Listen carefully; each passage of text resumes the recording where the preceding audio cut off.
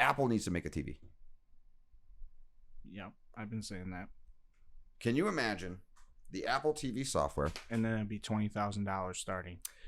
I would imagine if Apple were to make TVs, they'd probably start at like 3 sizes, right? 55, 65, and 75 inches.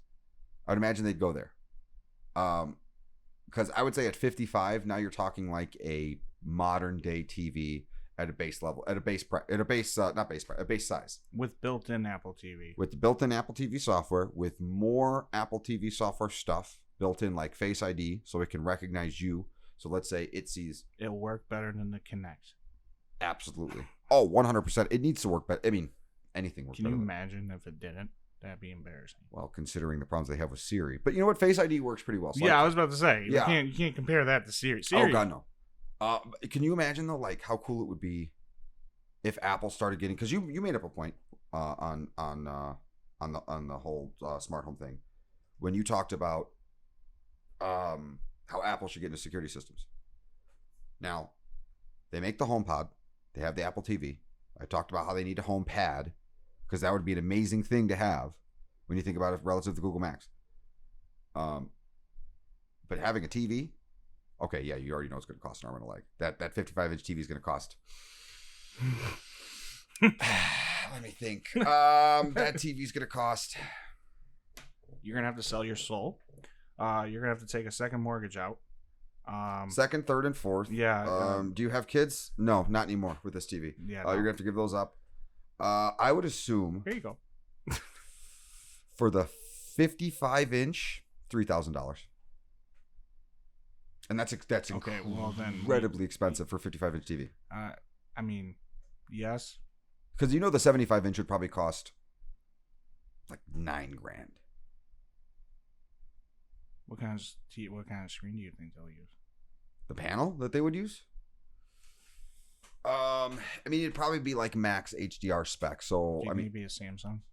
The actual part that they would use for the panel? Well, I shouldn't say that. I'm sorry. No, like how do I want to word this? Hey, I forget it. I don't know how I'm gonna ask that. Don't worry. Okay. So I would imagine. I don't know if they push 8K. That's the thing. I do. There's not a lot of 8K content, and you know what? Here's the thing. It'll be 8K. It can run 4K, but it'll be 8K. But they can sell it at an 8K price. Exactly. But they can make it. If it's a 4K TV, they can sell it at an 8K price. Mm-hmm. And I would much rather have the best 4K panel that I could possibly get than a good 8K panel. Yeah. I mean, don't get me wrong. The 8K panels are beautiful, but you have to get really, really, really, really close before you can even get the benefit. I mean, I'm colorblind. I won't be able to tell. You'd be able to see the sharpness of the resolution, but I mean, fair point. But most people, I mean, even 4K, I think you don't really get the benefits of until you hit like 90-something inches. And then at 8K, it's something like, well beyond a 100-inch TV before you really get the benefit of 8K. So I would imagine. And by that time, the 10K will be out. Exactly. Well, I mean, the new HDMI standard 2.1 supports 10K. 120 frames per second, I believe.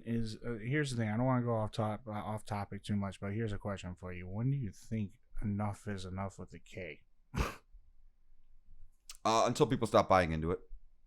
And I think 8K is not going to... I think 4K is it. I think they're trying to get 8K out there to see how the public responds, just like 3D TVs, curved TVs, all that stuff like that. TVs with cameras in them, all that stuff that they've tried over the years. I don't think the public's going to respond to it very well. It'd be cool if Apple does release a TV, you can do FaceTime on it.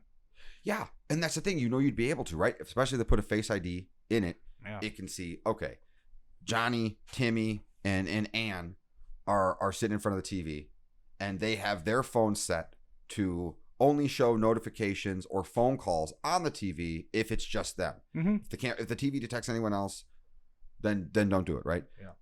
But I think that would be like super cool, especially if you're living, if you're living alone. You're sitting on the couch, phone call comes in, answer the call right there. Text message comes in, you can see the text right there. Get your notifications, everything like that. I I mean, I guess the watch does that, but what if your watch is charging? I don't know. That sounds like ultra first world problems. Right? Like at the end of the day, that's like the biggest first world problem. But you would see, obviously, Apple would take it to a whole other level and integrate that into their ecosystem. I wonder what kind of power cord it would use. Considering, I think the first Mac. That's the most stupidest thing I would ask. Well, you know what? It's actually not, because knowing them, it probably used the exact same power cable that the Apple TV uses. Just because of the standards that Steve Jobs even had standards when it came to his power supplies. I don't know if you ever saw the Steve Jobs movies, but the first computer that he made, he wanted a power supply that did not have a fan. And at the time, that was impossible. That was not heard of. It had to be quiet. It had to run quiet. Power supply without a fan. So I can totally see if they made a TV, it using the exact same cable as your current Apple TV. As a matter of fact, that would be no, I don't know what world I'm thinking of this Apple. No, as a matter of fact, it would not be. It'd be some proprietary cable that they don't include, because they don't include charges anymore. I don't know if you heard this, but Samsung